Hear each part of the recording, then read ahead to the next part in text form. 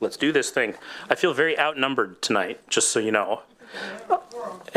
We have a quorum. We've got a quorum virtually. Welcome, everyone. I now call the April 18th, 2023 regular City Council meeting to order. Please join me in the Pledge of Allegiance. I pledge allegiance to the flag of the United States of America, and to the republic for which it stands, one nation, under God, indivisible, with liberty and justice for all. The City of Bothell is now providing the option of attending council meetings remotely or in person. Public comment will be allowed both in writing or verbally. Verbal comments may be taken either in person or remotely. Sign-up sheets were provided online by the City Clerk's office via link from the agenda. A call-in phone number was provided on the meeting agenda for members of the public who wish to listen live to the meeting. If you have called in, we ask that you mute your device. If a participant fails to mute their connection and causes a disruption to the meeting, the connection will be terminated. For our study session item, we will recess and move to conference room 107 and adjourn the meeting from there. For those of you in the audience, room 107 has some seating for the public. However, we will also continue to broadcast it both in council chambers and the lobby. For virtual attendees, because room 107 is Teams enabled, you will need to use the Teams link provided on the agenda. As a reminder, you can also watch the meeting on YouTube or BCTV without having to break your connection. At this point, we'll take a moment to take roll call of the council members by position number. Please say here when the city clerk calls your name. City clerk. Thank you. Councilmember Zorns. Mayor Thompson. Here. Councilmember Alderks. Here. Councilmember McNeil. Councilmember Menke. Councilmember Dodd. Here. Deputy Mayor Alcabra. Here. All present with the exception of Councilmember Zorns, Councilmember Menke, and Councilmember McNeil, who are absent and excused. With good reasons to not be here. Thank you. Next, I'd like to reiterate some meeting guidelines. For remote meeting attendees, please speak clearly and pause frequently. Mute your microphone when not speaking. And for council attending remotely, use the raise hand feature when you wish to speak. Are there any changes to tonight's agenda? Seeing none, moving on to presentations, reports, and briefings. So public engagement opportunities, we can celebrate Earth Month this April, celebrate environmentalism all month long with a variety of local activities, including several volunteer events taking place Earth Day weekend. A dog walker watch class. Thursday, May 18th at 6 p.m., Bothell Police will hold another informational class for dog walkers about how and when to call 911 or the non-emergency number when you spot suspicious activity in your neighborhood. You can also sign up for Alert King County. Stay informed by signing up for Alert King County, a regional notification service that notifies Bothell residents in both Snohomish and King County of emergencies in our area.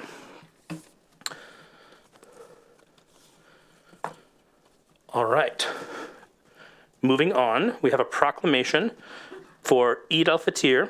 And Deputy Mayor Alcabra, do you have that on your screen? Are you good to go? Yes, sir. All right. I'm going to let you read this then. Thank you, Mr. Mayor. It's my honor to read this Eid al-Fitr proclamation. So recognizing Eid al-Fitr, the end of Ramadan, whereas Bothell has a thriving Muslim community whose members contribute to our city as doctors, nurses, teachers, small business owners, volunteers, among others. And whereas Ramadan is the holy month of fasting and spiritual renewal for Muslims worldwide and is the 9th month of the Islamic calendar year. And whereas Ramadan 2023 began on March 22nd and lasts 29 to 30 days based on the timing of the crescent moon, and whereas Muslims around the world observe the month by fasting each day from break of dawn to sunset, and whereas the daily breaking of fast called Iftar at sunset is often celebrated in family and community gatherings, and whereas one of the purposes of fasting during the holy month of Ramadan is for Muslims to gain a better understanding of the plight faced by those who are less fortunate, and whereas the American Muslim community is among the most racially diverse faith groups in the United States, and whereas an estimated 1/3 of enslaved Africans brought to the Americas, including American colonies, later known as the United States of America, were Muslim and made innumerable contributions to the founding and construction of our nation. And whereas Ramadan reminds us that Islam has always been part of America and Muslims have made extraordinary contributions to our country. And whereas the end of Ramadan is commemorated by the Eid al-Fitr, which translates to the festival of breaking the fast, a joyous occasion marked by sharing sweets, gifts, and good tidings with family, friends, and neighbors.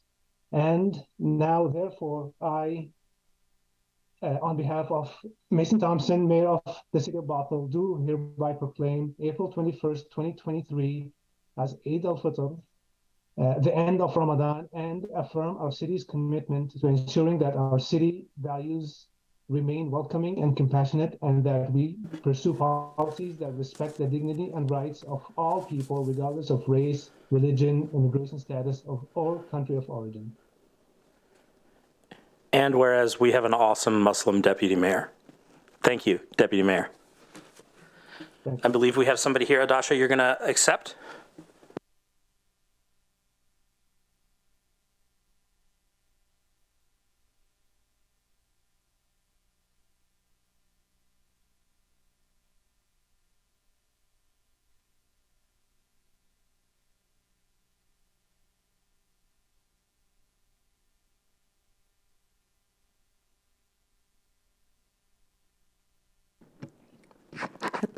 Bismillah ar-Rahman ar-Rahim. Thank you for this, being able to accept this proclamation on behalf of the Muslims of Bothell and Snohomish County and the BIPOC farmers of this area as well.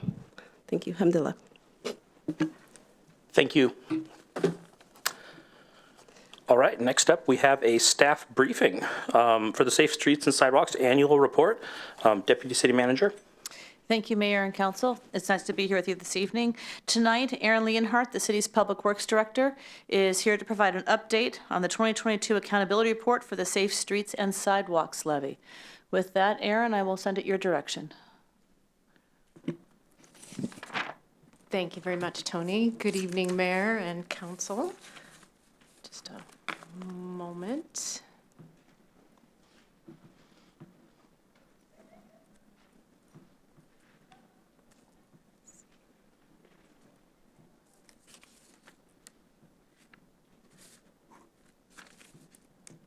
All right.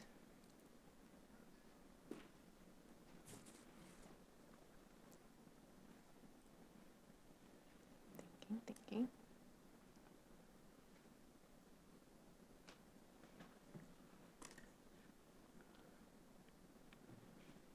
Slower response. Good evening again, Mayor and Council. I'm here this evening to provide the annual accountability report for 2022. And this was promised to the community as part of the ordinance that placed this levy on the ballot in 2016. This presentation provides some highlights from the annual report, which is available on the city's website, which I will just tease now and mention it several times, and then at the end I'll let you know what that link is. Let's see, so talk about our journey and what's happening this year and our accomplishments. So the Safe Streets and Sidewalks levy is a 9-year levy, so a 9-year journey from 2017 to 2025. 2022 was year 6 of this levy lid lift period. The 2017 rate for the Safe Streets and Sidewalks levy was 50 cents per thousand of assessed valuation, and that generated approximately $4 million for Safe Streets and Sidewalks programs. The 2022 rate, due to growth in the city, was just over 38 cents per $1,000 of assessed value, and that generated just over $5 million for these programs.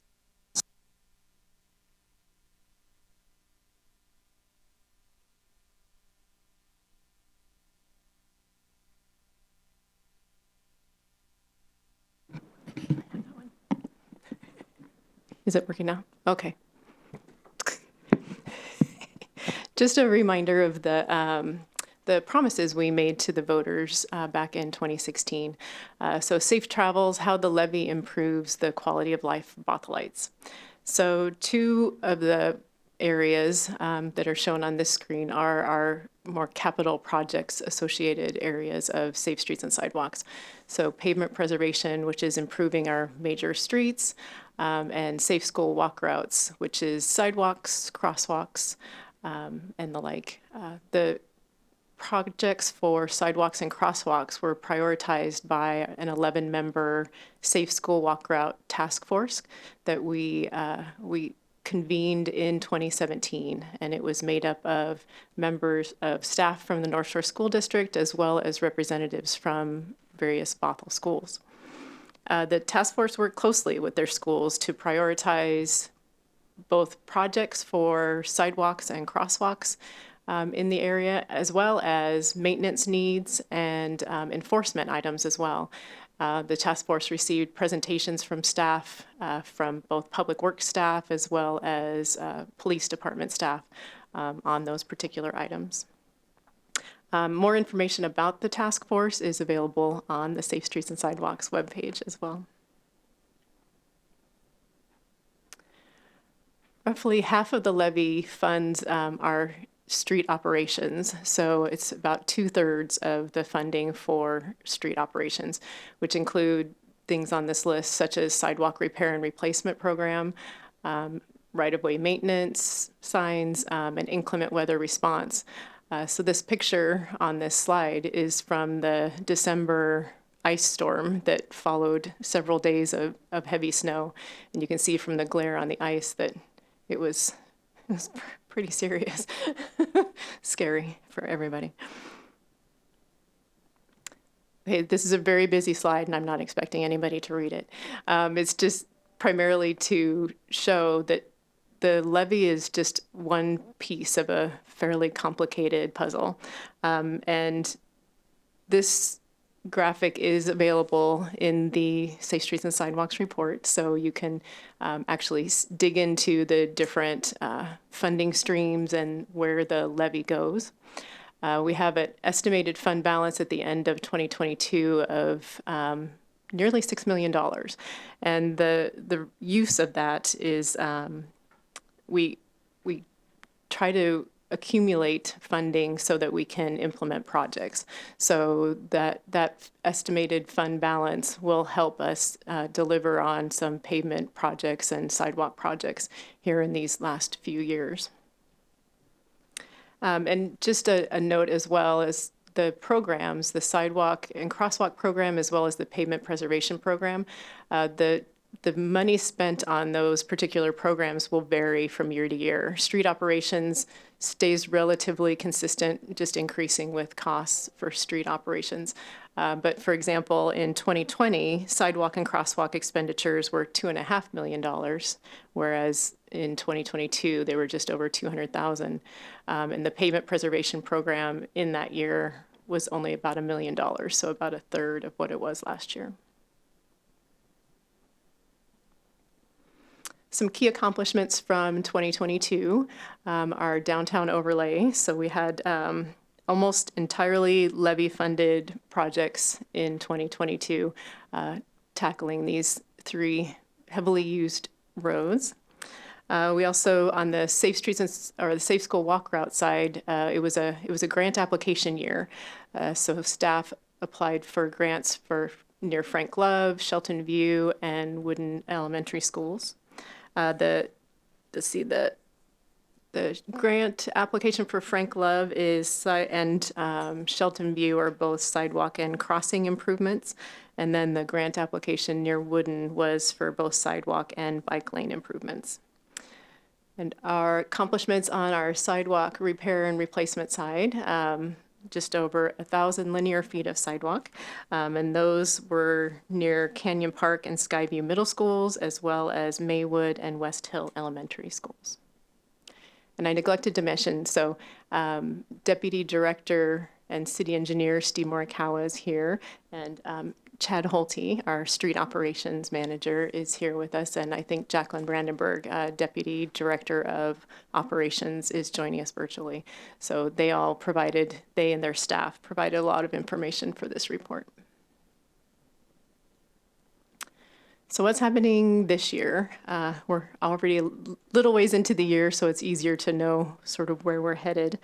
The Safe School Walk Routes, the only grant that looks like it's still in play and a possibility is the Frank Love Elementary grant on 224th Street Southwest.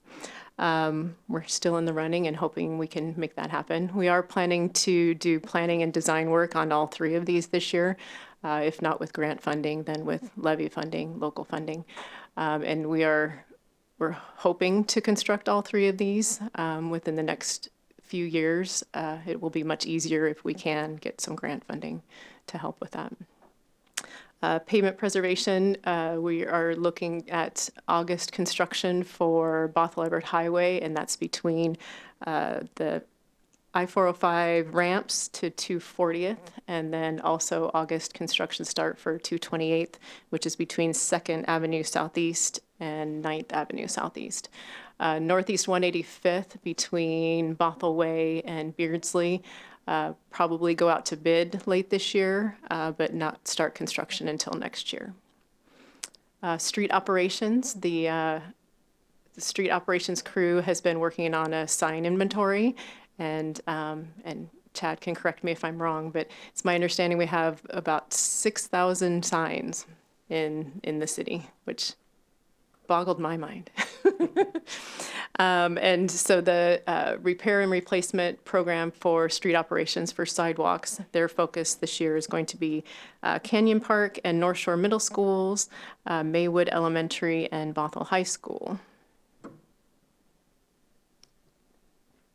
And as promised, this logo was created, we did a little competition with staff after the levy was approved. So this was the logo that was chosen for this. And the website is bothellwa.gov/safe streets. And we just want to thank everyone again for supporting this in 2016. Any questions for staff? Councilmember Alders. Thank you, Mayor. Thanks for this presentation. I really like these updates because we know that the work is getting done, but it's nice to hear and see and hear the reports of it. My one question from your presentation is, does the sign inventory include beacons, like the flashing beacons? No, it does not. That is separate division. It's just for all of our street signs, directional signs throughout the city. Got it. Okay, thank you.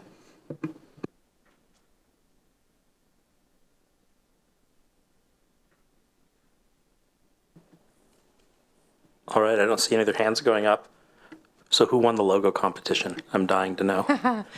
You have seen him recently associated with the bike plan, Mr. Sherman Gong. Fantastic. Well done, Sherman, if you're watching. Go do something else. Yeah. I really appreciated just I had no idea we had 6,000 signs in the city. It's just one of those hidden things that you see all the time, you look for them all the time, and somebody had to put them up. Somebody has to maintain them. And it's just another one of those things that comes up here and there that I'm like, oh yeah. So I appreciate you calling that out very much. Do we know roughly what, over the last few years of the levy, in terms of what we have planned, some of the cost difference in between the sidewalks and the pavement preservation is going to be? Is it going to be closer to 2020, more like the last 2 years, or I guess what's that breakdown? Oh. If Mr. Morikawa is here. Sorry, Steve. Made you get up. I think it'll be fairly balanced. We're supposed to spend about $3 million on average in the pavement preservation and something under $1 million for sidewalks. What's happened is we've tried to leverage as much grant funding as we could for sidewalks. Unfortunately, it's stiff competition. So we're at the point later in the levy where we're deciding we're going to move forward with or without grants and just try to get as much done as we can. So this year and next year probably won't be spending too much. Maybe latter part of 24, early 25, hopefully you see at least 2 sidewalks going up and maybe 3 if we can get a grant in that meantime. Paving, I think this year is the big year. We have quite a couple. And then 185th is going to be pretty dramatic because we're going to rebuild it for buses. After that, probably on the order of a couple $1 million a year. And congratulations on the new title. Well deserved. Thanks. Appreciate it. And one of our goals, I neglected to say, but one of our goals with the Safe School Walk Route Task Force and with the levy was to fund the top tier project from each school. And we're hopeful. We're hopeful that we can get there. And if this question would be better directed to somewhere else, let me know. The levy has gone down. It looks like the levy rate has gone down around a quarter, 25% from 50 to 38 cents. Mm-hmm. Can you speak a little bit into kind of what caused that or why that is? So development in Bothell. So whenever we add new accounts to our tax rolls, that means that the burden is less for folks who are still here. That's my rudimentary shot at it, and I'm guessing the deputy city manager may be able to help me. I can help a little bit. There's a couple of reasons why the levy rate goes down. What Public Works Director just mentioned is one of them. The second reason is as assessed value goes up, the rate goes down because under Washington state law, property tax is a revenue source, not a millage rate. So as assessed value goes up, the rate goes down. It's just a math function. Fantastic. Thank you. And do you know roughly what percentage of the city's property taxes are taken up in the levies right now? I do not, but we certainly can get that back to you. Okay. Perfect. I don't have any other questions. Okay. Thank you so much, Council. Appreciate your time. Thank you. All right, next up, we have another staff briefing, a middle housing update, the Racial Equity and Anti-Displacement Report, Outreach and Comprehensive Plan Amendments. Deputy City Manager. Thank you, Mayor. This evening, Jason Greenspan, Director, and Dave Boyd, our Senior Planner from the Community Development Department, are here to provide you an update from the March 7th meeting. At the March 7th meeting, Council gave direction on a series of public engagement, as well as several reports, as in the racial disparity and the market analysis, to come back to Council prior to the August break. So tonight's update will give you an update of the work that's ongoing and what will be happening in the next bit. Jason and Dave, are you ready? Can I help? I'm getting there. I'm just getting re-promoted. I'm going to share my screen. Thank you, Mayor and council members. And we just have a very short presentation. And it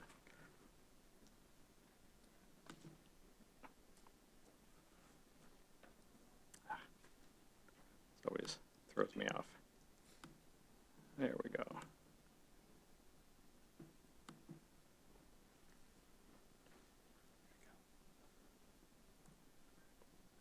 Okay.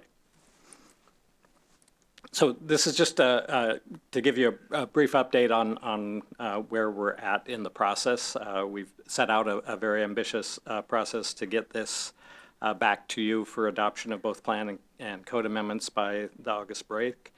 So we wanted to give you an update of where we're at. So we're basically in the head of the arrow in this diagram.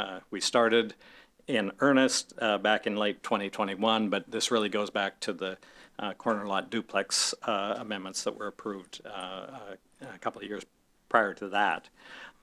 We've had a lot of community process, a lot of opportunities for engagement, and we're ramping that up right now. So we're in a situation right now where we're having Planning Commission study sessions on the comprehensive plan amendment, and there's a public hearing coming up.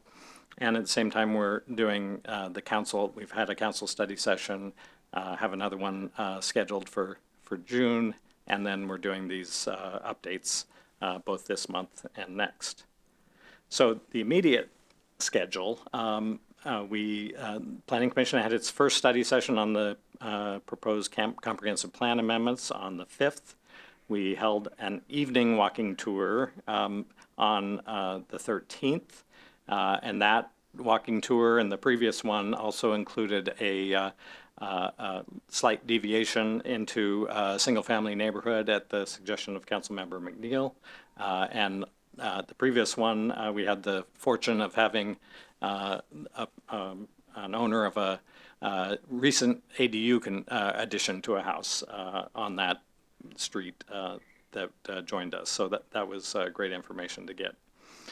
We have a mailer going out this week, and next Monday the legislative session ends.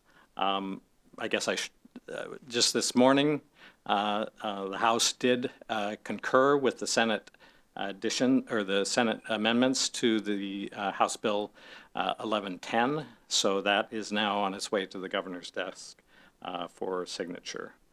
In May, this is the thing I want to highlight the most. We have a community forum on May 3rd, right here at City Hall. We did try to find a suitable location in Snohomish County, and just with all the logistics and AV requirements, we just weren't able to pull that off in such a short time frame.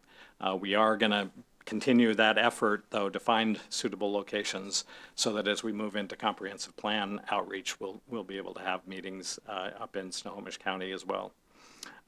That forum will be followed by a survey that will be launched the night of the forum.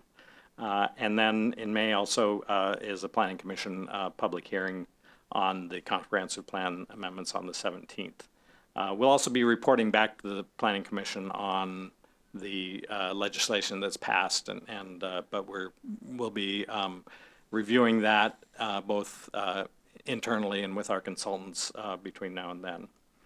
Then in June, there will be a potential Planning Commission public hearing on revised code amendments if we have to take those back to Planning Commission. That's still to be determined. And a City Council study session, at least one study session, on June 13th. That possibly also could be continued. Then in July, we're scheduled for a City Council public hearing on the combined comprehensive plan and code amendments on July 11th, and then bringing it back on the 18th for action. That's the plan to have action taken by the August break. So right now we're working with our consultants. They're very involved in the racial equity and anti-displacement report. We've gotten some of the initial analysis that's been done with that, which we're still reviewing. We don't really have a draft report to share at this point, but that work is underway, as is the middle housing market analysis. A draft for that is due at the end of this week as well. And we're meeting with them weekly and in constant communication with them.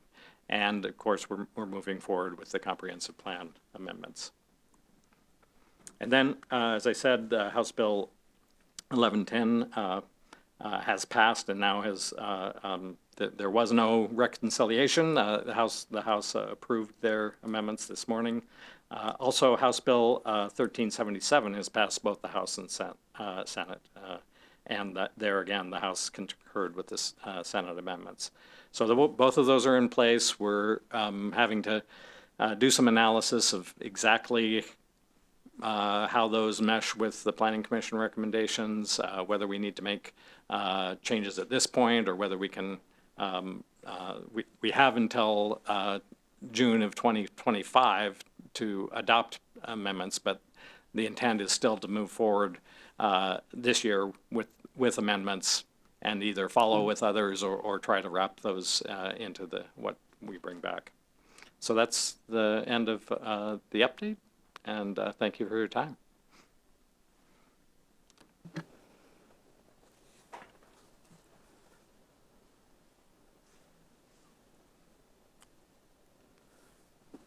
Quiet group tonight. Councilmember Eldricks, did you want to say something? Oh, Councilmember Dodd. Thank you. Thanks for the update, Dave. I really appreciate it. I know we, in March, we asked for a lot, so I really appreciate sort of the pivot and all the effort that's gone into this. One question is, at the May 4th public meeting, would it be possible to just have like a really easy sort of like chart or one-page thing that we can show people about what's required under what just passed the legislature versus what we're looking at doing on top of that, so people know kind of what's happening regardless of what the city council does versus what we're looking at in addition to it? Yes, we're working on presentation boards and handouts for the meeting, so we will have that information. Okay, thank you very much. Just to clarify as well, that meeting will be on the 3rd, May 3rd. My apologies. I think I had Star Wars on the brain. It wouldn't be the first time. Councilmember Alders? To follow up on that, I'm curious if the forum is going to be in a hybrid format so that people not in physical attendance can also participate. I am not sure about that. I know we're working with AV so that we will have a recording of it, that, or at least portions of it. We are planning to break into small groups for a portion of it, so that will probably not be recorded, but we're still working out some of those logistics. Thank you. I'm glad it's in mind. I do have a couple other questions. With the time frame that cities are allowed to like rework their code to reflect HB 1110, how prepared are we to move forward with that? And I guess if I'm going to be blunt, can we be the first in Washington? Is that possible? Because it seems like we're well situated with given the work that we have done in the city so far. Well, we can't be the first in Washington overall because Spokane and Olympia and other communities, Seattle, first Kirkland. Since the adoption of but 1110. we might well be the first since after the adoption of 1110. Okay. And there are also provisions in the that we're still looking at more carefully that may allow us to cities that have already passed measures ahead of the deadline to be determined to be compliant, even if they're not meeting every piece of the legislation. So we need to look at that more carefully. Yeah, I'm sure there's a big kind of learning curve as you figure all of that out. One question I have about the anti-displacement report is, will that also include any potential impact that the changes we're considering might have on new move-ins? So not just trying to avoid displacing people who are already here that we don't want to lose from our community, but also attracting greater racial diversity to our community. Is there a piece of that in there? That's a great question, and I'll have to check with our consultants on that. One thing I will say about that work is that it's not just focused on middle housing. It's looking at our entire comprehensive plan and code and trying to identify, looking at that through a racial equity lens. So it'll really set up the work that's going to then continue through the comprehensive plan update. Great, thanks for that clarification. I appreciate it.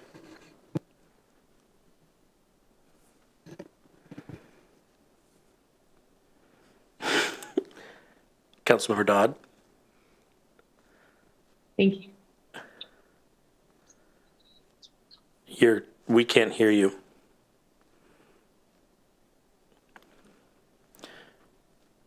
Is your boom mic? Oh, Can you hear me now? yes. Okay, thank you. Councilmember Aldrich's question spurred a question for me. So I think one thing, combined meetings are awkward. I realize we're in one right now, but it's small. I think if we have a large event where people are meant to participate, I would almost prefer an in-person and a virtual. Just one that helps people who might be stricken with, say, a cold on that day, self-reference there, or just, a different option. But also it can be so awkward. It can make it hard to participate for the in-person people and the virtual people. So maybe 2 events is something, especially if AV considerations are in there. Because I've seen some great virtual events through the city through COVID, so I know we can do that.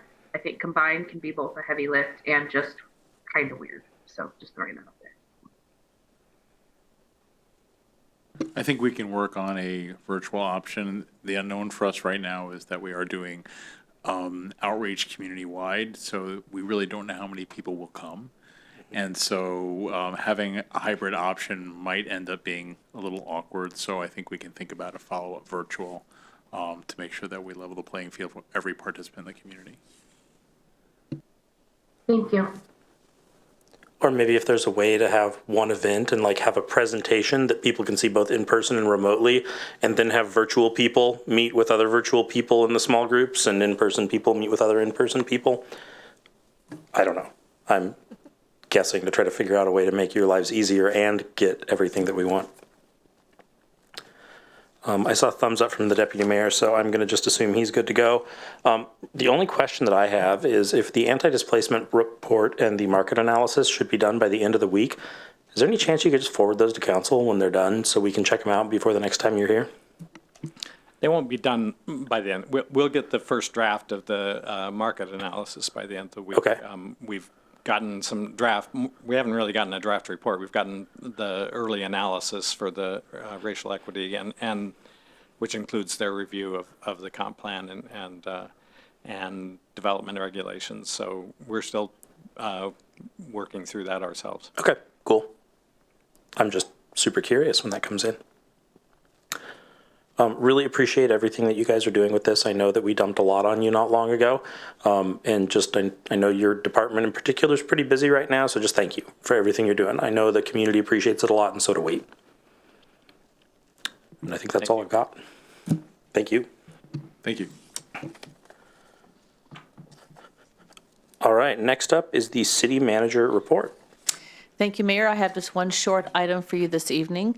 Next week is the fourth Tuesday of April, and as usual, as our usual practice, there is no council meeting next Tuesday here at City Hall, but there will be a joint school board city council meeting at the school board or the school director's offices. So that information will come out later in the week as a traditional packet would be done, but there will be no meeting in this facility next Tuesday. So as a reminder, the next week's meeting is at the schoolhouse.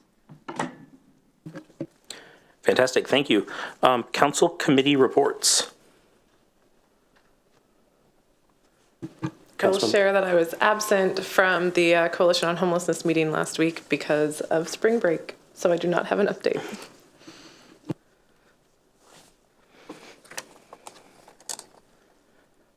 All right. Moving on to visitor comment. The city has accepted visitor comment in writing as well as accepted sign-up sheets for those who wish to speak at tonight's meeting. Written comments submitted to the city clerk no later than 3 p.m. today were forwarded to all city council members and are part of the record. When the clerk calls your name, you'll have 3 minutes to speak. Please note that council will receive your input, but on the advice of our city attorney, we do not engage in discussion of these topics. Staff will make notes of items requiring follow-up. City clerk? Thank you, Mayor Thompson. We had 2 people that submitted written comments and also requested to speak this evening. The first one is Ann Agard. So we'll give her a minute. She's here, but we'll give her a minute. Ann, can you hear us? Can you hear me? Yes, we can. And let's see, I'm going to start my video too. Okay, thank you. There you go. You have 3 minutes. Thank you. I'm here to speak to the council on an item it's coming up on your study session, AB 23062, found on pages 198 and 206 of your packet. This concerns the Shoreline Board and the staff recommendation to make the board an ad hoc committee per project. I have the following comments on this.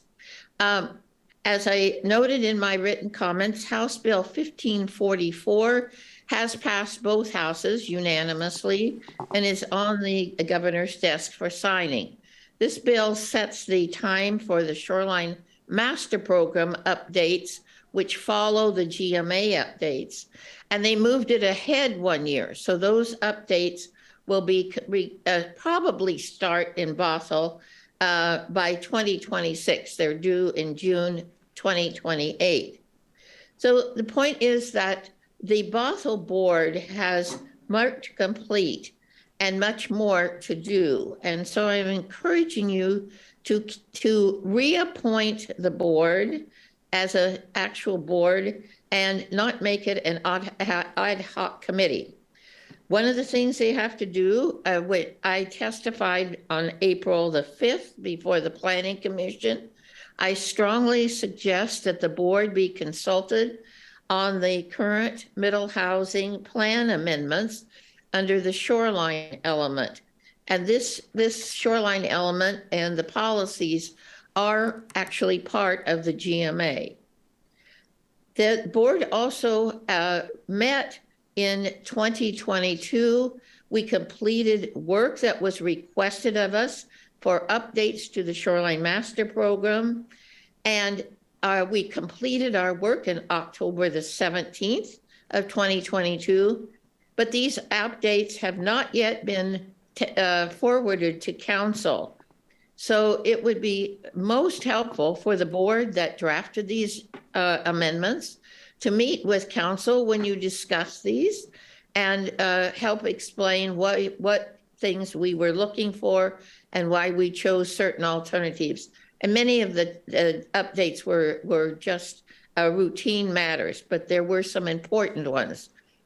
Finally, well, not finally, that in their board packet on page 198, it states that that the staff solicited input from the boards about how they felt about their positions and their functioning, but I'm not aware of any request by staff to the Shoreline Board for any input.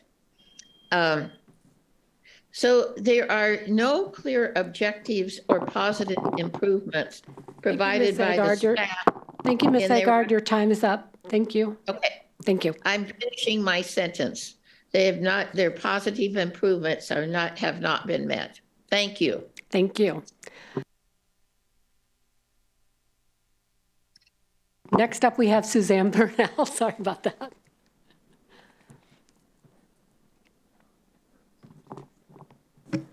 Thank you. Good evening, City Council, City staff, Mayor. I'm also here to speak about the Shorelines Board and the same staff recommendation that suggests that the Shorelines Board be an ad hoc committee on a per project basis. And the argument seems to be that the 5-year term is not necessary because board members don't work consistently over that 5-year term, so there doesn't seem to be a need for the board to exist. But while an ad hoc project-based approach may work for some city boards and commissions, I strongly disagree with the approach for an ad hoc project-based Shorelines Board. And let me just explain a little more why. The Shorelines Board is one of the most technical boards the city has. We're called to discuss and understand issues on stormwater, groundwater, salmon-bearing creeks, wetlands, pollution, wildlife, and of course we have to understand the Shorelines Management Act. And the current Shorelines Board has a great group of people. We have a hydrologist, a marine biologist, an engineer, a lawyer, and a lot of other qualified individuals. So the current 5-year term of the board with this multi-disciplinary professional group functions when it's called and then is dormant when no issues are pending. So there is no effort, no expense or time expended by the staff or city council when the Shorelines Board is not meeting. But the board is quickly able to respond when the city needs to reconvene the board. So it seems to me that the current terms are working. The board's basically not costing the city any money, but is available on short-term need when the need arises. So the proposal to disband a highly functioning Shorelines Board, only then to start looking for these same professionals on an ad hoc basis, seems to be a bit inefficient and time-consuming. In fact, establishing an ad hoc Shorelines Board on a per-project basis, and then that comes and goes, seems to definitely increase the workload for staff and city council. You've got to advertise, interview, get people on board, train them, get their IT set up, et cetera, et cetera. So it's a time and logistical delay to sort of have an ad hoc project basis for a Shorelines Board, even though it seems to sound like a good idea. And just to also sort of reconfirm what Ann said, the Shorelines Board is not finished. We've got the fall recommendations that we made to City Council, potentially to help out with middle housing code amendments if requested, and the comp plan is coming up. So there are amendments there that the staff acknowledges might need Shoreline's input. So all I would say respectfully is if it ain't broke, don't fix it. I think we're good. So thank you. Thank you. That's all I have signed up. However, I do see someone, oh, they left. Oh, there they are. Logan Harvey. Can you hear us, Logan? Yes, I can. Okay, go ahead. You have 3 minutes. Great, thank you. I appreciate the opportunity to speak. My name is Logan Harvey. I'm the Government and Community Relations Manager for Recology King County. I'd love to be with you in person, but I'm actually vacationing in California with my family. So, but I, knew this meeting was coming up, so I'm glad to be able to speak on behalf of the employee owners of Recology. We've been blessed and grateful to service the city of Bothell for the past 10 years and definitely support the contract extension that's happening tonight. I just wanted to kind of elucidate some of the work that we've been able to do in your city. In 2022, Recology employees did outreach to a number of multifamily apartments and provided door-to-door education to well over 300 units in the city of Bothell. Our Recology store was visited by nearly 9,000 guests in 2022, and we recycled 78,000 gallons of styrofoam, 12,000 gallons of textiles, 195 gallons of batteries, 4,140 fluorescent lights, and over 2,000 personal electronics. And so we're diverting this material out of landfill and helping it move into appropriate recycling streams. We're very excited to continue servicing the city of Bothell. We feel we've been great partners with you, and we recently had the park staff come and toured your kind of downtown park to look at signage and ways that we can improve our recycling at those areas. We're looking forward to the new contract process, and if we're able to kind of pursue a negotiated process with the city, it would allow us to bring new programs very swiftly and help support those RE+ goals. Recology's vision is a world without waste. We look forward to continue working with you in the future and certainly want to support that one-year extension in the contract. So thank you so much for your time. Again, apologize I can't be there in person, but thank you so much, Council. Have a great day. Thank you. That's all I have. However, if anybody's, Mr. Loesch, and if anybody in the virtual audience would like to speak, please use raise hand function and we will panel you in. Thank you. Well, I've been coming to these things for about 10 years. I don't think I missed one in that time. And, we've got still have the barricades up on Main Street. And, I don't recall anybody ever coming to this place and saying that they liked that idea. We did have a fellow, I think the last meeting, that said it was a terrible idea. It hurt his business. Other places during the COVID did block off their main streets, but only on weekends. We're the only one. I think it's just because nobody thinks to do anything here. But I recommend that somebody have a real look at this and open up our main street. Let's be a real hospitable place. It's not hospitable to drive on Main Street and see all these barricades and asking you to detour. Besides that, I believe it's an ADA infraction. Okay, that's it. Thank you. That's all I have, Mayor Thompson. Thank you, City Clerk. Projected agenda discussion. Does any council member have an idea they'd like to discuss or for the future? Seeing none, I will accept a motion to approve the balance of the consent agenda. Councilmember Aldrich. I motion to approve the consent agenda. Second, I'm Amanda Dodd.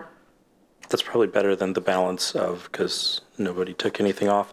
I have a motion from Councilmember Aldrich and a second from Councilmember Dodd to approve the consent agenda. Would anybody like to speak to the motion? Seeing none, City Clerk. Thank you. Please say yes or no when I call your name. Mayor Thompson? Yes. Councilmember Aldrich? Yes. Councilmember Dodd? Yes. Deputy Mayor Alcabra? Yes. Passes 4-0 with Councilmembers Zorns, McNeil, and Menke absent and excused. Thank you, City Clerk. Next up is our first agenda bill of the evening. It's Agenda Bill 23060 to consider approval of the Recology contract extension. Deputy City Manager. Thank you, Mayor. With us tonight is Emily Warnock, the city's Public Works Sustainability and Engagement Coordinator. And tonight, staff is asking for a one-year extension on the Recology contract. So originally, the contract was put in place back in 2014. The first extension was done in 2021, with the second extension in 2022. And tonight, we are coming and asking for the third extension. With that, I will send it over towards Emily. Thank you, Emily.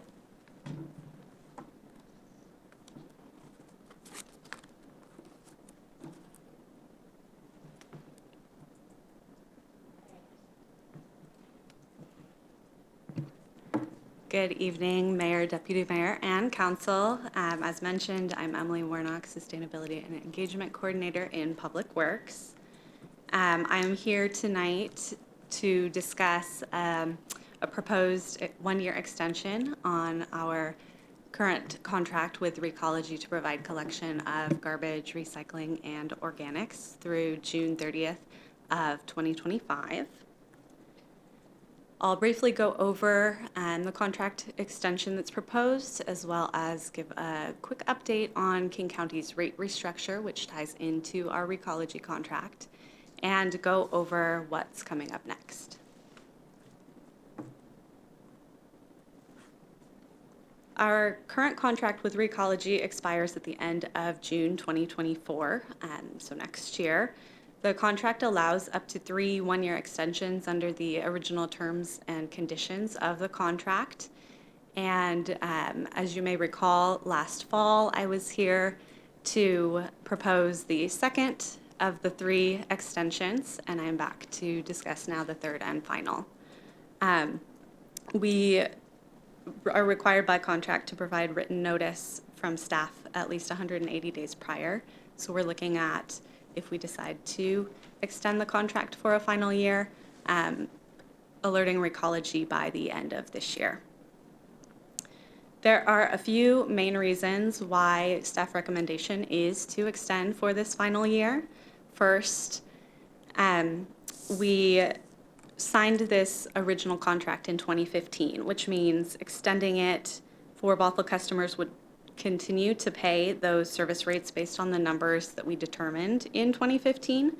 The waste management market has changed a lot since then, as you can imagine, and it's estimated that new bids wouldn't be as competitive as the current rates in our contract. And that's reflected with what we've seen in other cities recently as well. Also, overall community feedback for Recology has been positive, especially with their focus on waste reduction and prevention, with benefits like the Recology store and curbside recycling for special items like styrofoam and quite a few others. And then Recology's customer service has routinely met the requirements on our contract as far as call handle times and the performance measures within our contract. And third, we want to make sure that we engage the community in the decision-making process. So we're currently in the process of putting together an engagement plan to make sure we're equitably gathering information from our community about Recology service and solid waste service in general. What comes out of that engagement process will help us determine how we should move forward with our next solid waste contract. So engagement is planned for over this summer, with a follow-up to council in the fall with the results of that engagement, and to ask for direction on how to move forward with our next solid waste contract, whether that's renegotiating with Recology or requesting proposals from haulers within our area. For a refresher on where we've been and what kind of timelines we're looking at for finalizing our next contract, I wanted to provide a bit of an overview. In 2013, we had Waste Management servicing Recology. We attempted to renegotiate with them, and we ended up hiring a consultant to lead the process of requesting and analyzing proposals from different area haulers. And that RFP process took about a year overall, with an additional 6 months that we had to transition to the new hauler, Recology in this case. So the final one-year contract extension provides us with more time to undergo that process. I also wanted to note that funding for a consultant is included in the 2023 to 24 budget to help us walk through whatever our next step is. Also tied into the Recology contract discussions is King County's solid waste rate restructure. So the King County Solid Waste Division derives about 90% of its revenue from a basic fee to dispose of garbage at the landfill. So you can see here that's the disposal component in blue. But up to 70% of what we send to the landfill right now could have been reused, recycled, or composted. So there's this drop in tonnage that we're expecting to see with all of these great efforts like RePlus to help divert waste. The new structure moves away from relying on that per ton garbage disposal fee by including a fixed annual charge to stabilize the base level revenues from those drops in tonnage. And that fixed annual charge is dependent on the amount of tons of garbage generated within each city. So it's proportional to the amount of garbage we would be generating, which helps to incentivize waste reduction, recycling, and composting even further by encouraging us to keep our rates lower by diverting and reducing the materials we're disposing of. That rate restructure, it's important to note too, is intended to be revenue neutral, so it won't raise rates beyond what we typically see for annual rate increases. The rate restructure requires us to amend the methodology for rate adjustments that are included in our current contract with Recology, which is where it ties back in. And that's in order for us to pass through that fixed annual charge to customers. And along with passing through the fixed annual charge, that disposal component that you saw on the last slide will be reduced to meet that revenue neutrality. To help cities with the contract amendments, King County funded a consultant to help 3 cities develop a model ordinance, a model amendment for different contracts. So one city with Recology, one with Waste Management, and one with Republic, who are 3 area haulers. We recently received the templates, and we're currently working on drafting that amendment to meet those requirements, and we'll be back in the coming months. To bring everything together, here's an overview of what to expect next. The rate restructure contract amendment will be presented in the next couple of months, followed by community engagement about solid waste and Recology service over the summer, and then presentation with results and a request for direction on how to proceed with our solid waste contract will be in the fall. With that, thank you for your time, and I'm happy to answer any questions.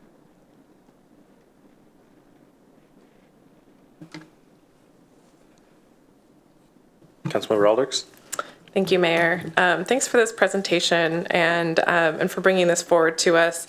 I just have to say that I'm blown away by your 70% statistic, that 70% of tonnage could be reused and doesn't necessarily have to go to the landfill. And I did this last week with, or a couple weeks ago with the RePlus pledge. I just really want to hear more.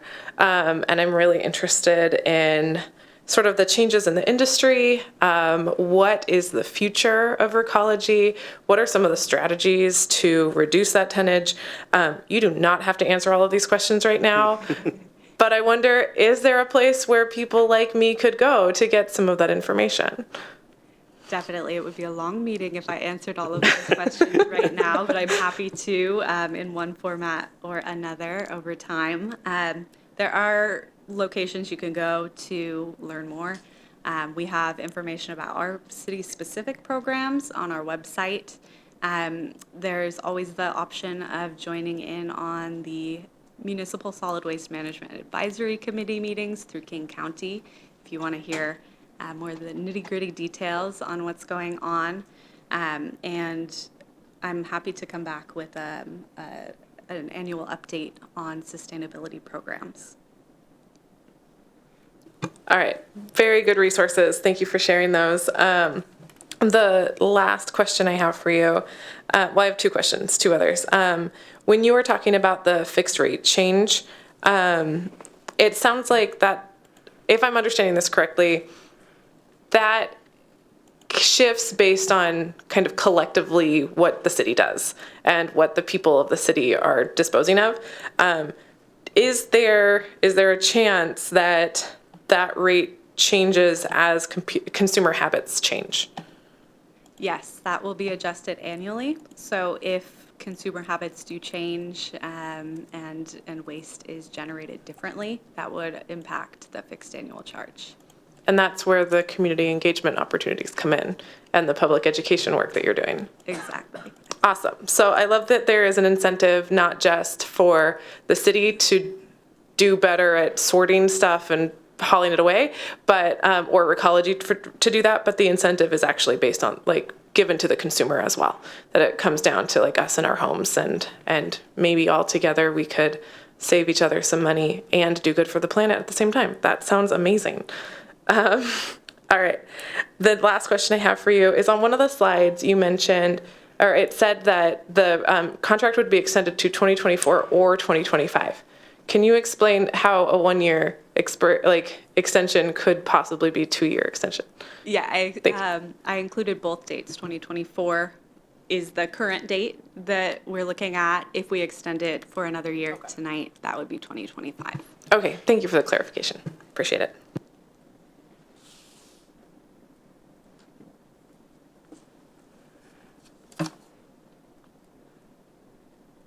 Deputy Mayor?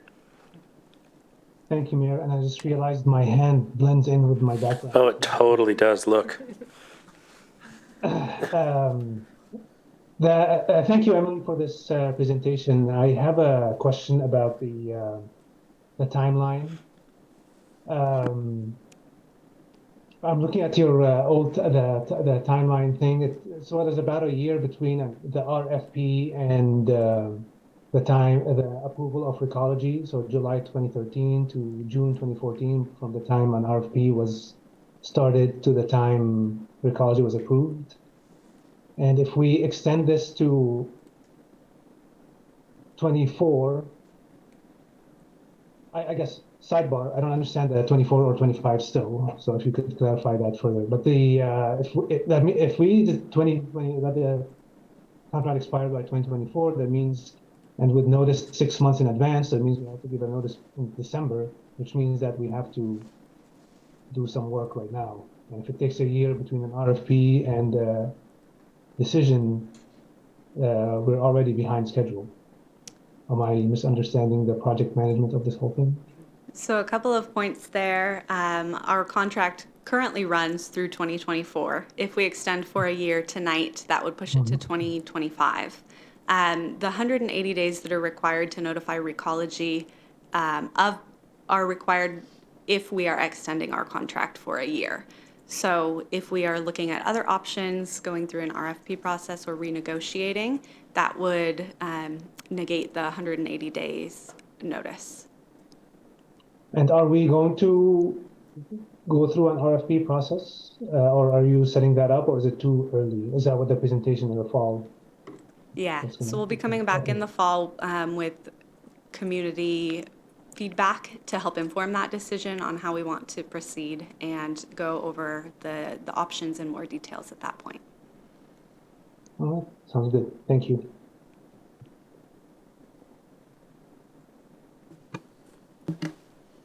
Go ahead. My apologies for being disorganized and leaving this one out of my previous comments. There is a very interesting portion of the contract that I noticed. I want to say I totally agree with you that overall community feedback for Recology has been positive. The only time I hear anybody complain about Recology is with snow. And, I get it. It's hard. But that's why I was so interested in the contract to see that there is a section that says that we could hire Recology to put snowplows on their garbage trucks, and they could plow our roads and collect our garbage during snow. And I'm super curious about how that works. And I don't think we've ever done that. And if we could, can we? Great questions. So originally, when we signed the contract in 2015, Recology had the equipment to add to their, not garbage trucks, but their regular utility pickups to help plow the roads. Garbage trucks aren't suitable for that sort of work. They don't have the equipment any longer, from my understanding. However, because it is included in our contract, they could go through a third party if we request that to help us with any of that plowing work. One of the things we have done in the past is have community drop boxes, previously hosted at Popkini, where people could bring extra materials if we do have an extended period of snow that we see. All right. Yeah, that's really helpful. And because the contract is as old as it is, those changes haven't necessarily been reflected in what you're presenting to us. And so what's the cost benefit analysis on doing that third party hiring to assist the snow plows that the city is already doing? I think I can help with that, Councilmember. So we have a pretty good reputation here in Bothell for our snow plow and our de-icing activities. I think we would utilize this particular service in the event of some catastrophe or something that happened on our side where we didn't have either adequate staff to provide that service or needed some additional help. I don't think it would be our first instinct to do that. And I also think that they would be hard pressed to actually find a service to help with this in that type of situation, because our folks get really busy and are hard to contract with when times get like that. But I think if that situation did arise where we couldn't cover the service ourselves, we would call upon Recology, because I'm guessing that those rates are very favorable compared to what we could contract folks directly for. And just to add on, that is definitely something we could look at in our next solid waste contract. Yeah, I appreciate that. Thanks. Are you sure? Yeah. Okay. Let me know if you change your mind. I remember going to a mayor's meeting after that last big snow, and we had an hour booked, and we spent the first half an hour with every mayor in the county complaining about garbage. And it didn't matter if they had Waste Management, Republic, or Recology, there was a lot of snow and nobody did a good job of it. So everybody had garbage piling up and it all sucked. And we complained about it for half an hour and then we moved on. So I don't have any more questions. This seems like a no-brainer. I really appreciate all the information that you brought for us. And I would be happy to entertain a motion.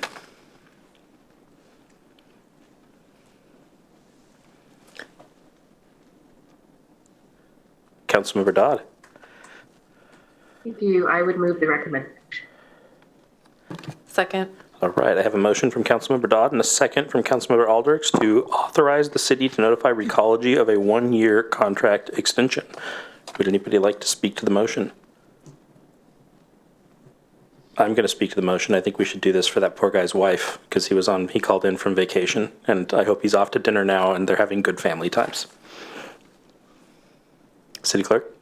Thank you. Please say yes or no when I call your name. Mayor Thompson? Yes. Councilmember Aldrichs? Yes. Councilmember Dodd? Yes. Deputy Mayor Alcabra? Yes. Passes 4-0 with Councilmembers Zorns, McNeil, and Menke absent and excused. All right, next up, we are going to break.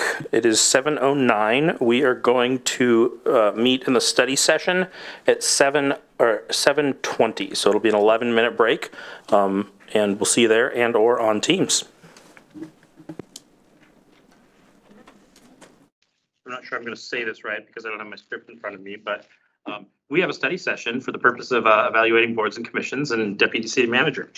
Thank you, Mayor.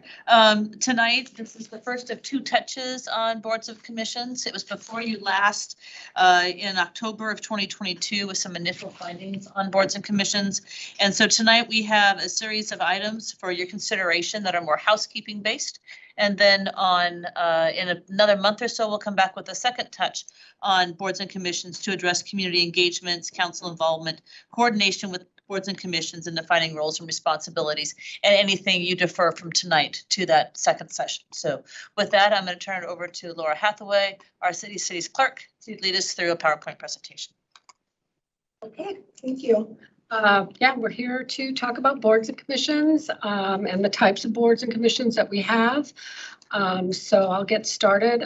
Tonight, staff's requesting feedback to adjust the recruitment schedule and terms of service, sunsetting the library board and changing the salary commission. And I have Shorelines board to an ad hoc committees. So tonight we're going to do a little bit of background on the current boards and commissions, recommendations on the library board, streamlining the terms of service, conversion of the 2 boards to ad hoc committees. And like Tony said, we'll have a second study session to address remaining open items and talk about community engagement and engagement with the boards and the council at a future meeting. So the types of boards and commissions we have, oops, what happened? Something just happened. So this is, okay, there we go. I'm running the meeting and I get these messages. So sorry about that. You're good, Laura. So the type of boards and commissions we have, the board and commission, ad hoc committees, task force, and focus groups. And see my notes. They were there earlier. So the board and commissions, advisory bodies, ad hoc committees are like meetings that are, or committees that are, set up for certain things and a per project basis. A task force is more of a subcommittee of a standing board and commission, and a focus group is, like you bring the members of the public in. They could be different people every time, and just to get their thoughts. So the current boards and commissions that we have are Planning Commission, Shorelines Board, Landmark Preservation Board. Under that, we have Telling Bothell's Full Story, which we classify as an advisory committee. That would actually be a subcommittee. Arts Commission, Parks and Rec Board, Lodging Tax Advisory Committee, Civil Service Committee, Salary Commission, Left One Disability Board, Library Board, and the Police DEI Advisory Committee.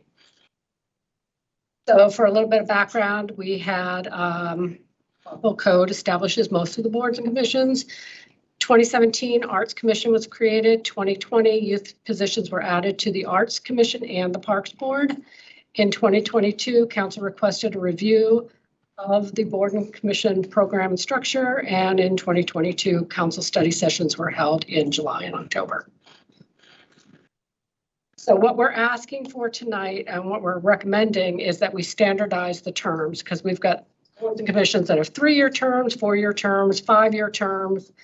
And so what we're asking is that Landmark Board change from 5-year to a 4-year term. Arts Commission change from a 3-year to a 4-year term, and the youth to a 2-year term. What happens with some of our youth is that they graduate or they move on, and so with them, so 2 years. Heard feedback that that's better for them, for the youth. Parks Board changed from a 3-year to a 4-year term as well. The other recommendations is attachment 2 in your packet is a letter from the library board, Alice Darton and Erica Olson, regarding the library board. So we're recommending sunsetting the library board. And then change from the Shorelines Board from a standing to an ad hoc committee, change the Salary Commission from a standing to an ad hoc committee, and in 2024, adjust the terms of service to begin May 1. Doing so will allow council to have their priority setting retreat and convey those priorities to the boards and commissions and allow them to develop their work plans. Terms will end April 30th. This is also going to allow staff a little bit more time for onboarding. Because it's kind of a crunch time. So it'll allow staff a little bit more time to get everybody on board. So allow more time for us to talk to them. So what's next is an upcoming study session will focus on roles and responsibility, council involvement and coordination with the commissions, community engagement, and inclusivity and representation. So again, our council action is to request feedback from you all tonight and to adjust the schedule, terms of service, sunset the library board, and asking to change a couple of our Cellar Commission and Shorelines Board to ad hoc committees. All I have, I'm ready to take any questions or. Okay. So in this format, we can just talk. Yes. My understanding, because it's a study session, that we're not taking action, but we can talk about it and advice. Is that correct? Okay. Questions that I have are, I didn't see the Radar Advisory Board and the DEI Advisory Board listed on these. And I know they're advisory committees, but I was hoping that in this kind of broader conversation that we would also have the opportunity to talk about how those can be continued and possibly made permanent. Radar is separate from DEI because now it's not Radar anymore, it's Racer. So I have questions about what the potential of those two boards going forward are. Okay, so what I'm going to say to that, and Becky's here, she might be able to speak to that. Do you want to come up or? Yeah, I just want to speak real quickly on the Racer Community Advisory Board. It's really up to the executive board of the Racer organization. They're the ones who are going to govern that board, convene it, call for it in conjunction with the executive director. So I think when we appoint our representatives to the Principals Assembly Board, that would be our way to give feedback, I think, on their community advisory board. Can you speak to DEI? Yeah, so we had an ad hoc DEI advisory committee that was formed with just the one purpose of working with Shannon to develop the racial equity plan.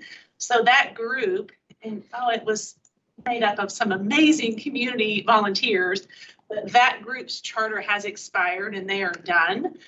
But yes, I think we are open to evaluating future advisory committees or advisory bodies for DEI. Okay. I think for me, I'm sort of hoping that we get the DEI staff person on board before we explore that. And it's sort of like, an order of things. But yeah, so I'm very much looking forward to that person joining the city. And then I will definitely have further questions about how to continue that in the future. Absolutely. Mayor, if it's acceptable, we can defer these items to that second touch as we learn more information, depending on the schedule of the DEI coordinator and some of the things you just mentioned. Yeah, I mean, that's absolutely fine with me. It seems like a logical time to have that conversation.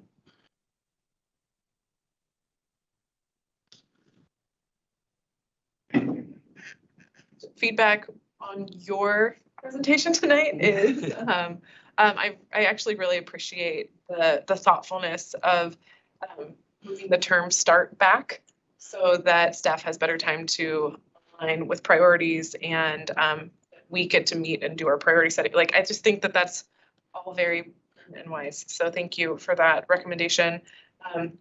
Standardizing the terms makes a lot of sense to me.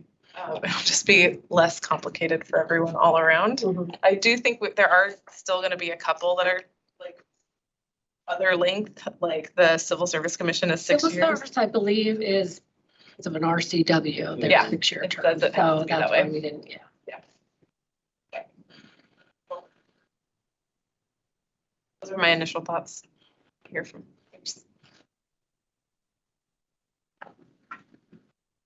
I don't have to wait in this format, so I'm not going to. Talk, Rami. You don't have to raise your hand. You can just talk. It's hard to jump in because I can't see you very well because this is zoomed out, so I don't know what's happening. It's hard to read the room. The question I have. Thank you for the presentation. Everything sounds good. I like as Councilmember Alder said, moving the date so that it will correspond to priorities. The The question I have is about a month ago when we did the interviews for the current board terms, we talked about the idea of having more, because we had a lot of youth applicants. We talked about the idea of having more youth involvement, maybe, I don't know what that looks like, but having something that's actually, well, so that we won't turn away youth, take as many of them as we can to encourage them to participate in this civic process. Is there something in the works that you're thinking about for the future, to have committees, advisory, whatever, ad hoc things for the youth? Yeah, you all did talk about that at the interview during council conversations. We can certainly explore that if I get direction to actually go out and do that, whether it be a youth commission or adding more youth to the other boards. So I kind of need a little bit more concrete direction as to how council wants to proceed, but yeah, we can certainly explore that. Maybe it's a study session to brainstorm how we could make that happen, I guess, because I personally don't have ideas on how to do it yet. Thank you. I'm All right, I'm gonna go. Oh, Amanda just did. Go, Amanda, go. Haha. Also, Laura, would you be able to stop screen sharing because it makes everybody really tiny on the side? Oh, sure. Sorry. That's okay. It's just because I'm virtual. And you get to be gigantic. Oh no, I take it back. Big Amanda forthcoming. So I definitely want to learn more about how we can offer more youth positions. And I know we had one person request planning commission, which doesn't have youth positions. I think I want to say it was Jenny brought up the idea of just a youth council. So I'd love to see some options that staff feels like would be sustainable, because I know that as we dream of these like pie in the sky options, there's at least one person out there who's like, oh my gosh, we have to support all of that. So I would love to find the balance between like what we would love versus what is actually, like I said, sustainable for staff too. So I like that idea a lot when we take another look at this. I think the other thing is I would love to get some more updates based on the feedback we've gotten from the two folks on the Shorelines board today, and just understand how those concerns could be addressed under different models going forward. I know this didn't happen in my 2.5 years on the Planning Commission, but I know that the Planning Commission and the Shorelines board have had joint meetings before. So I wonder if there's a way to sort of have a subcommittee of planning handle some of that, or if there's like, if the mayor could appoint a few people, be like 3 from planning and then a few people from like a list of experts we have, like just ways to be flexible as things come up too. So I guess I'd just love to see kind of like a menu of options that we can choose from and just know the pros and cons of each too. I think that's, I don't want to be hasty in a decision, but I just want to make sure we're understanding the impacts of what we're deciding. Thank you. Okay, Mason, it's your turn. I think all of the housekeeping stuff makes all the sense in the world. Like, I don't know how we ended up with like 3, 4, 5-year terms for different things, but standardizing that makes all the sense in the world. Actually, the only thing in the list that I don't want to do tonight is have the conversation around the Shorelines board. We have 3 council members that aren't here. We heard from a couple members of the Shorelines board. I want to make sure that's a conversation that we have with everybody. So I'd like to bring that back for the second discussion point with a lot of the similar questions that have already been asked. Basically, just like what are our options? Like, what are the pros and cons of going ad hoc versus continuing to have the board? What's easier for you? What's better for them? We have community members that I don't really want to just, merely boot out just cause without a good solid process. The library board makes it easy because like, yes, you can do this. So They're like, please. yes. So, but no, I mean, I don't even really have any questions about the rest of everything that you've asked us for tonight. I will wait to comment on or anything like that until the next study session. So what we'll do is then we'll prepare an ordinance to incorporate these housekeeping issues to come back on. Can it come back on consent, or are you? to go back to Yes, and if the board and. if any of the council members who aren't here tonight, let's just make sure that they're acutely aware that it's coming back on consent and that we do some reaching out and make sure that like, hey, just so you know. Yeah, and if they want to pull it from consent, so that there can be. Always do that. I'm going to jump in. I actually think we would need another study session, maybe with more people, before we go to consent. Like the term changes make total sense. I'm ready to just do it. Like, let's standardize that. That sounds like a nightmare that you don't need. But the changes to the boards, like the library board and the shorelines board, I would want to talk about that more before it just goes to consent personally. I agree with that. We can bring it back under agreements and resolutions and ordinances then. Perfect. Sounds good. I have two additional comments based on what my colleagues have said here. I really appreciate Deputy Mayor's suggestion to have a study session on what a youth council might look like. I think that's a really great way to go forward. And I hope that we can do that. And then also when it comes to the service of our library board, I'm hoping that instead of just like, yeah, we agree, bye, I'd like to honor their. I do too. Yeah. Robin and I were talking about that. I Okay. would like to pull the library board. We've got a few people that have dropped off, but I would like to pull any of the former members and the current, well, they're all former members right now because terms have expired, but, and just kind of honor them a little bit for their work that they've done. Absolutely. Can we like do, is it too much to do a proclamation? Like just announcing that we enjoy, like appreciate their service? Certainly. We should like do that as part of like I know in the past we've had council meetings where we break for 10 minutes and we have a cake and we just all hang out and thank them, like something. I like that. I'm in for cake. We can definitely do that. Okay. Thank you. Something more than a proclamation. Well, yeah, a proclamation and we can. Yeah. Invite them all. I was like, we can have, is it yeah. too, I don't know. But I definitely feel like their contribution to our community needs to be honored. And just because, you know, their work became redundant doesn't mean that they didn't contribute in positive ways. Of course. Appreciate them. So let's show it.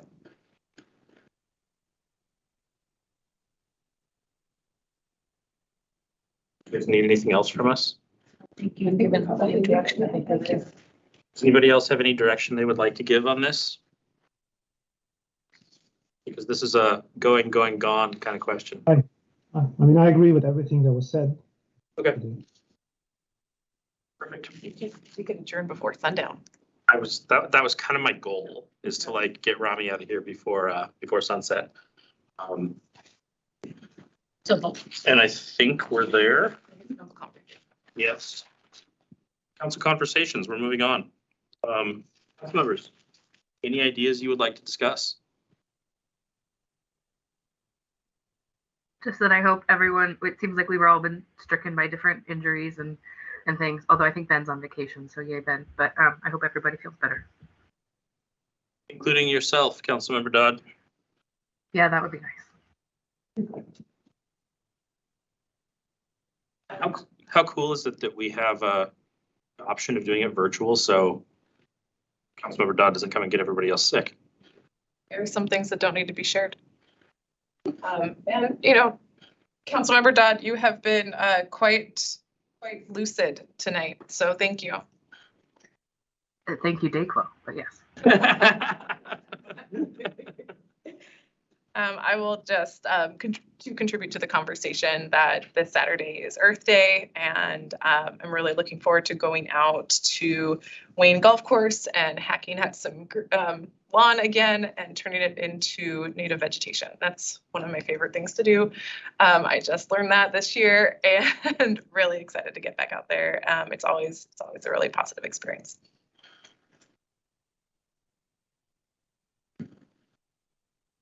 All right, let's adjourn. It's been fun. Thank you. Thank you. Bye. Bye. Bye. Feel better.